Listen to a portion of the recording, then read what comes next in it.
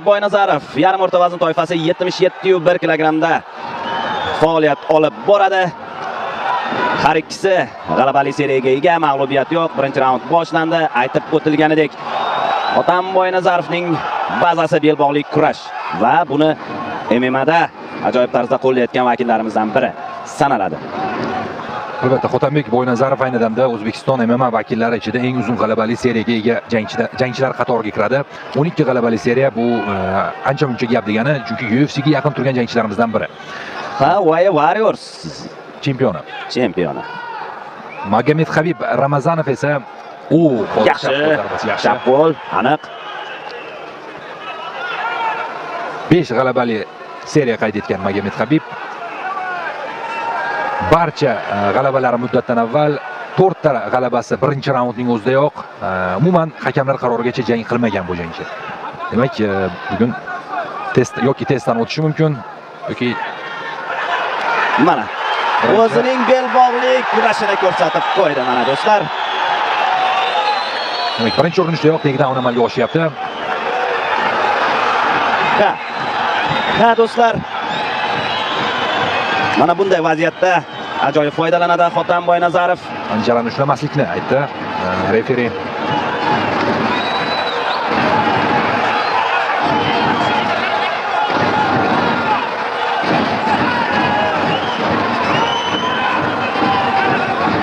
Nazoratni amalga oshirishga harakat qilyapti Xotanbek. Biroz qiyin bo'lyapti albatta.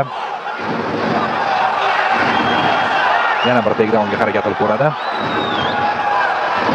Chiqib ketdi albatta Ramazonov. Xotanbek Boynazarov Hamzat Chimayevning sparring partnyori hisoblanadi. Buni ham eslatib o'tamiz.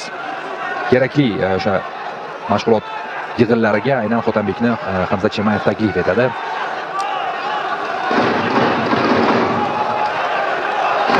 Ehtiyot bo'lish kerak. Yaxshi. Navbatdagi takedown amalga oshish arafasida bo'ynini berib qo'ymaslik kerak. Gilotinaga o'tib ketish arafasida yo'q. O'xshamaydi bu yerda gilotina. Xotanbek hammasini to'g'ri qildi. Yon tomondan nazoratni amalga oshirishadi. Bekmountga o'tib ketyapti. Boynazarov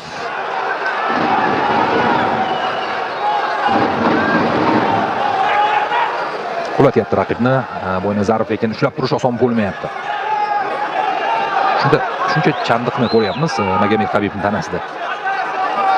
Juda kuchli tizza zarbalari. O'sha Warriors chempionlik kamari uchun jangda ozarbayjonlik Tohir Abdullayev bilan ham jang xuddi shu ssenariy ostida kechgan edi do'stlar. Otam Boynazarovning birinchi murabbiyi Azizbek Mirkomilov hisoblanadi. Hozirda Nurullo Mirzayev qo'l ostida mashg'ulotlar olib boradi. Shuningdek, PK MMA Fit zalida Husan Majlimov qo'l ostida ham tayyorgarlik olib boradi do'stlar.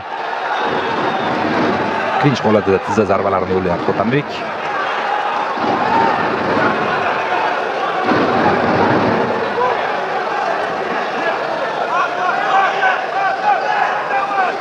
Astoydil harakat qilyapti chiqib ketishga. Ramazonov yaxshi nazoratni amalga oshiryapti. Boynazarov umuman olganda Boynazarovlar polvonlar sulolasi sanaladi. Bekmount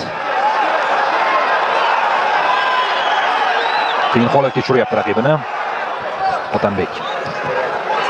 Zarbalar kerak, mana shunday zarbalar. Bo'g'ishning imkoni bo'lmayaptimi? Zarbalar yo'llayverish kerak. Do'stlar, davom etmoqda ketma-ket zarbalar bilan Boynazarov so'nggi 10 soniya biroz vaqt yetmayapti-da. Referi ham o'zi aktivlik so'radi raqibdan. Bo'lmasa jangni to'xtataman dedi. Va shu tariqa birinchi raund o'z poyoniga yetyapti. Ustunlik Xotam Boynazarov tarafida. Og'ir jang bo'lyapti dog'istonlik jangchi uchun.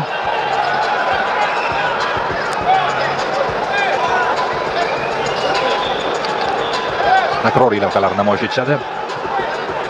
Boshida zarbalar ham o'tdi yetarlicha. Xotam Boynazarovni ushbu jangga tayyorgarlik ko'rish jarayonida bir qator belbog'lik kurash vakillari ham yaqindan yordam berdi. Jumladan o'sha jahon chempioni Husniddin Ro'ziyev, Azam polvon, Muhammad polvon, Doniyor polvon, polvonlar.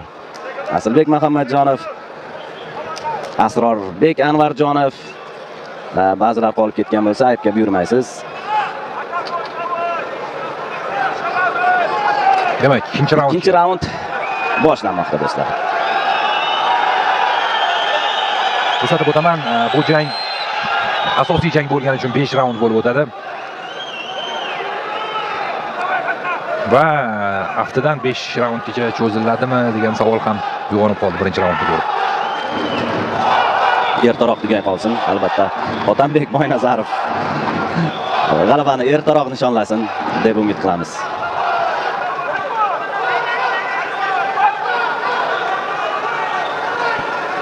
Yuqoridagi fikrimni tugallab qolaman.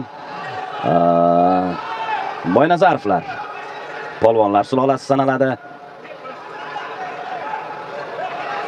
Ukasi Odilbek Boynazarov takedown. Ko'pkari, ya'ni uloqchi, otasi ham Ne'mat polvon, yanglishmasam agar. Mana shunday polvonlar sulolasidan. Va ikkinchi raundda ham jang parterga ko'chyapti. Ustunlik hamyurtimiz tarafida. Zarbalar bilan davom ettiryapti Otanbek Boynazarov ushbu holatdan.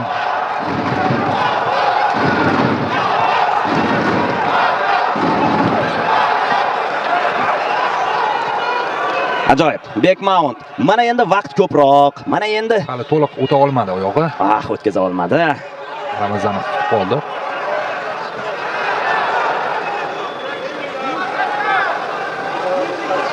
Yaxshi. Kerak mana shunday hammer fistlar. Yo'q, bermaydi. Ha.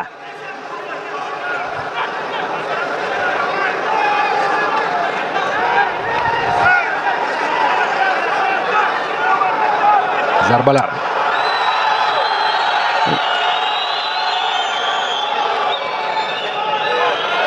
Hozir pozitsiyani yaxshilashga Kimurami? Otanbek va Kimuraga olmoqda va jang o'z poyoniga yetyapti do'stlar. Ajoyib g'alaba. Otanbek Boynazarov muddatidan oldin Kimura bilan jangni o'z yakuniga yetkazyapti.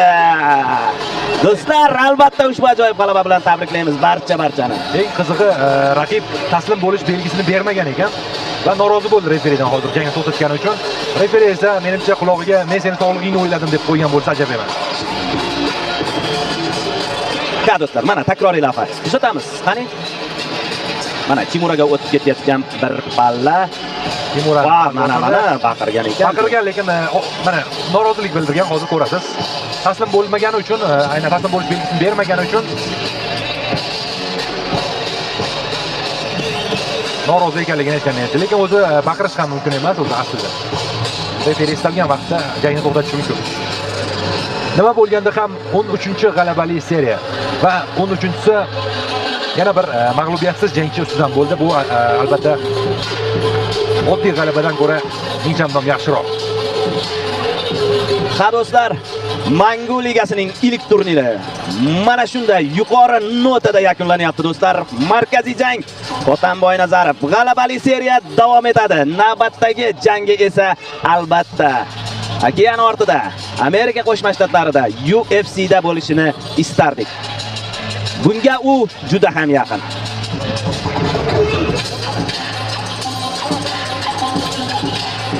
Mana Nurullo Mirzayev, Feruz Usmonov. Markaziy jang g'olibi, победитель Главного боя вечера. O'zbekiston Andijon